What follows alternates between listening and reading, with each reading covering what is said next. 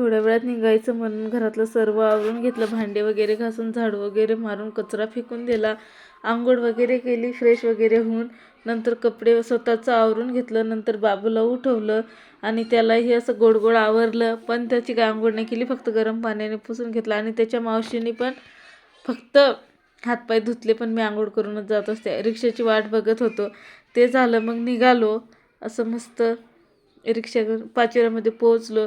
थोडंफार याला खायला घेतलं आणि नंतर मग वाट बघत होतो बसची. त्यानंतर बसही आली. मला वाटलं खूप गर्दी असेल, पण काही नव्हती गर्दी, मस्त जागा मिळाली. आणि हे बघा, मी आई इथंच बसतो, म्हटलं ठीक आहे. थोड्या वेळात काही शूट घेतलं नाही. नंतर आम्ही पोहोचलो अजिंठा. इथं खारे शेंगदाणे खाल्ले, बाबूला थोडंसं फिरवलं, 10 मिनटं त्यांनी वेळ दिला होता तर.